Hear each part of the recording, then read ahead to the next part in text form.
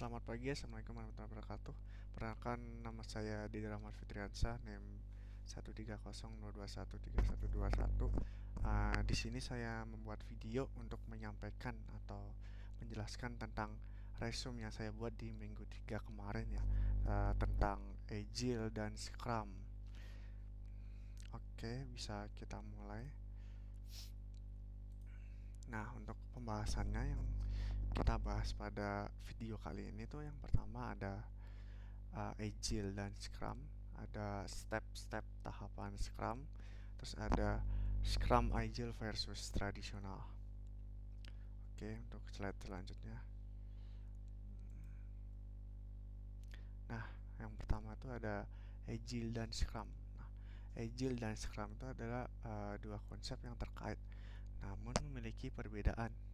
Agile adalah sebuah pola pikir atau pendekatan dalam pengembangan proyek, sementara Scrum merupakan sebuah kerangka kerja atau framework yang tercakup dalam pendekatan Agile. Nah, Scrum dapat digunakan dalam berbagai jenis proyek. Jadi tidak hanya menyakup proyek IT ya, atau pengembangan perangkat lunak gitu. Jadi tidak hanya terbatas pada pengembangan perangkat lunak.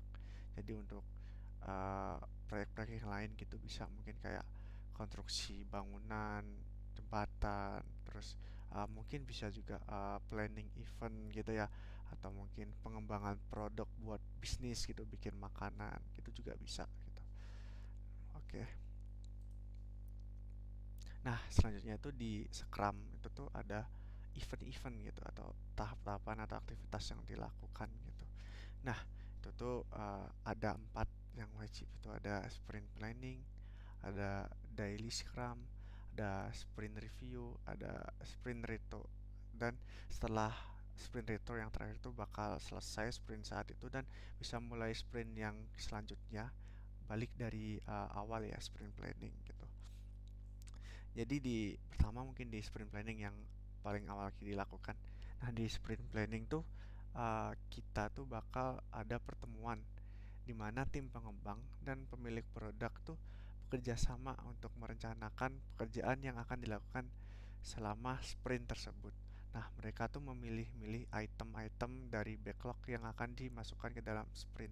Nah, jadi emang sebelum sprint planning tuh atau pas sprint planning tuh kita bakal bikin backlog dulu gitu. Jadi banyak kayak dari user story gitu kan nanti. Nah, kita bakal pilih-pilih user story-nya itu di sprint satu bakal mana aja sih yang mau dikerjakan gitu ya kan. Nah, dan tim pengembang tuh bakal memperkirakan seberapa banyak pekerjaan yang dapat mereka selesaikan dalam satu sprint gitu. Mungkin kayak satu sprint kita tuh cuma bisa nyelesain 7 task gitu ya. Tapi itu biasanya kita bakal sesuai mantapnya berapa task tuh mungkin di sprint 2 kalau nggak 3 gitu ya. Karena di sprint satu tuh masih coba-coba ngerjain berapa task gitu. Nah, selanjutnya itu ada daily scrum.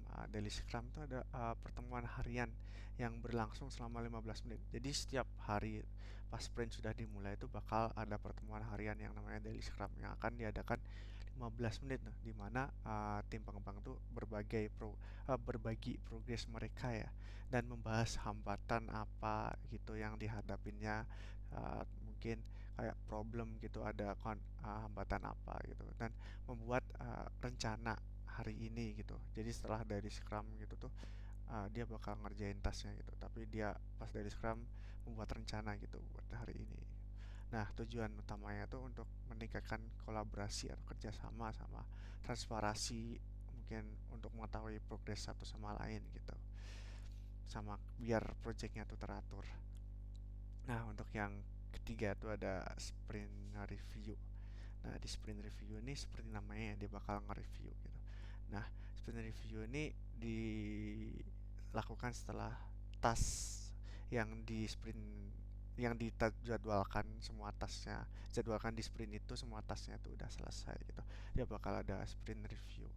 Nah, di sprint review tuh pertemuan yang diadakan di akhir. Nah, makanya tadi saya ngomong uh, semua tasknya selesai baru ada sprint review gitu. Nah, di mana tim pengembang itu memperlihatkan hasil kerjanya gitu, hasil semua tasnya yang telah dikerjain gitu. Mereka selesaikan yang telah selesaikan kepada pemilik produk dan stakeholder lainnya gitu. Nah, diskusi terjadi tentang item backlog yang telah selesai gitu, yang udah selesai mana aja gitu. Dan apa yang mungkin perlu diubah dan diperbaikin berdasarkan feedback dari stakeholder. Jadi bakal demo langsung gitu ya ke depan stakeholdernya, terus stakeholdernya bakal ngasih feedback gitu. Mungkin bisa juga penambahan backlog baru, bisa aja kayak perubahan mungkin atau penghapusan gitu. Mungkin kebanyakannya sih penambahan sih. Nah, untuk yang selanjutnya itu ada retro. Nah, di sprint retro tuh uh, dia tuh sama kayak review, tapi bedanya kalau di review tuh membahas produk. Kalau di sprint retro itu dia ngebahas proses dari scrumnya gitu. Jadi pas di proses scrumnya tuh kita evaluasi gitu. Uh, apa yang berjalan baik, apa yang perlu diperbaikin, terus apa yang kurang gitu kan. Nah, terus membuat rencana untuk perbaikan sprint berikutnya gitu. Jadi setelah sprint retro selesai, bakalan lanjut ke sprint berikutnya, mengulang dari sprint planning. Nah, selanjutnya itu ada Scrum Agile versus tradisional. Benar. Nah, dalam pengembangan perangkat lunak, metode tradisional itu tuh prosesnya melibatkan pembuatan dokumen yang rinci seperti business requirement dokumen BRD, functional specification dokumen VSD, technical specification dokumen TSD, sama uh, proses ini tuh memakan waktu yang lama sekitar 4 sampai 5 bulan.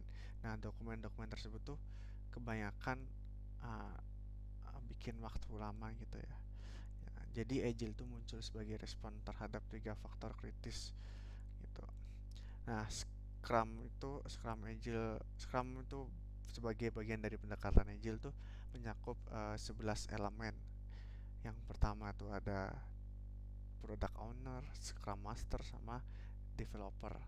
Nah, yang limanya itu event-eventnya, sprint planning, sprint, daily scrum, sprint review, sama sprint retro. Nah, sama Scrum itu tuh ada tiga artefak. Untuk yang satu product backlog yang tadi berisi user story, sama sprint backlog tuh dari product backlog diambil beberapa gitu di sprint satu mungkin ambil berapa dari product backlog tuh namanya jadi sprint backlog. Dan ada increment tuh untuk penambahan product backlog, penambahan kayak user story gitu.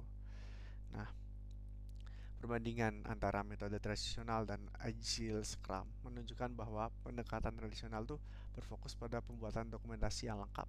Sementara pendekatan Agile tuh memberikan feedback secara teratur setiap sprintnya. Jadi bisa nambah gitu setiap sprintnya, nambah user story gitu. Nah, berbeda dengan feedback yang diberikan pada akhir produksi dalam metode tradisional. Nah, sekian dari penyampaian saya. Terima kasih. Wassalamualaikum warahmatullahi wabarakatuh.